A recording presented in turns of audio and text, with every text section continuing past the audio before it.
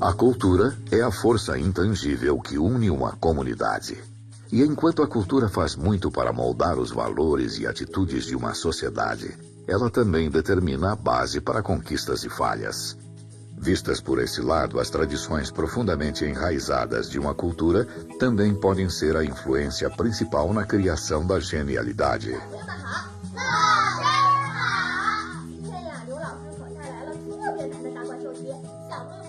O ábaco foi inventado no século XI e hoje é amplamente usado na China. Estudiosos dizem que essa prática arraigada em sua cultura é responsável por cultivar fortes bases matemáticas na juventude chinesa, permitindo que o país conte com essa competência para construir sua reputação de excelência matemática.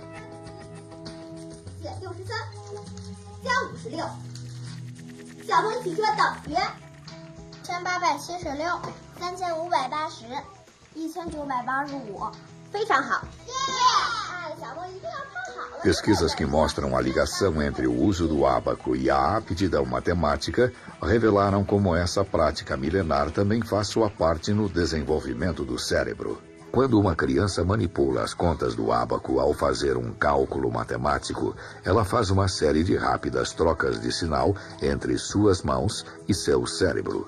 Foi descoberto que isso estimula ambos os hemisférios direito e esquerdo do cérebro, o que promove um desenvolvimento rápido e balanceado. Com prática consistente, a criança aprende a coordenar dados visuais, auditivos e sensoriais que contribuem para exercitar cada canto do cérebro. Esse desenvolvimento cerebral da criança, numa idade ainda muito jovem, deu às crianças chinesas uma vantagem em aptidão matemática. É assim que um ábaco funciona. As contas da parte superior têm valor numérico de 5, enquanto as da parte inferior têm valor numérico de 1. Começamos determinando uma coluna de unidades que normalmente é a coluna à esquerda da última divisão à direita. A coluna esquerda da de unidades é das dezenas, seguida pela das centenas, milhares e assim sucessivamente. A coluna à direita da de unidades é a de decimais, com a primeira sendo a dos décimos, depois centésimos e por aí vai. Assim, o número 2 seria indicado pelo deslocamento de duas contas da parte inferior na coluna de unidades. Para adicionar 1, suba mais uma conta. Vamos tentar uma equação simples. 115,2 mais 12,5 é igual a 127,7. Normalmente, as crianças na China começam a aprender a usar o ábaco aos 4 anos. E quando ficam experientes, a aritmética mental torna-se algo natural. Simplificando, a aritmética mental é o ato de resolver contas de cabeça. Quem usa o ábaco aplica um método único de aritmética mental, chamado de o método do ábaco para cálculo mental. Essa técnica parte do princípio da imaginação visual.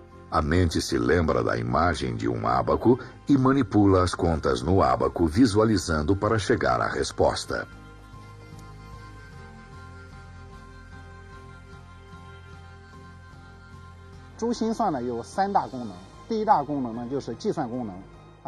Existem 3 benefícios em aprender aritmética mental.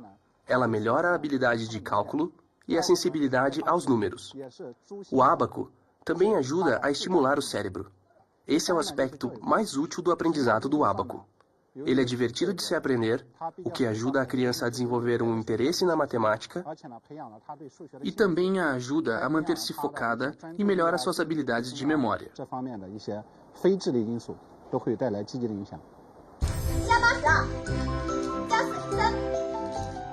O hemisfério esquerdo do cérebro governa a lógica e o direito a criatividade. Portanto, cálculos matemáticos normalmente contam com o lado esquerdo do cérebro. Mas porque o método de aritmética mental usando o ábaco requer a visualização do objeto, o lado direito do cérebro é exercitado e desenvolvido também. E isso é importante porque é no lado direito do cérebro que está a origem da inteligência.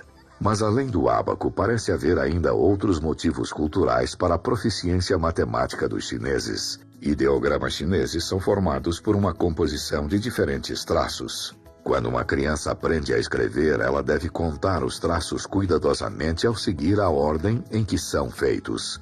Considerando que crianças chinesas aprendem a escrever aos 2 anos de idade, essa introdução precoce à contagem de números e às sequências precisas dá às crianças uma alta sensibilidade aos números. Estudiosos chineses sugerem que é esse fator único da língua que dá às crianças uma vantagem na matemática comparando com outras culturas.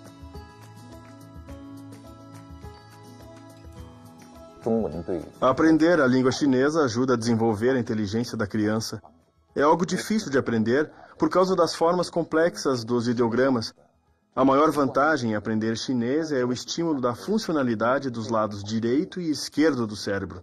Isso aumenta a habilidade de combinar a percepção com a racionalidade e desenvolve a inteligência geral da pessoa.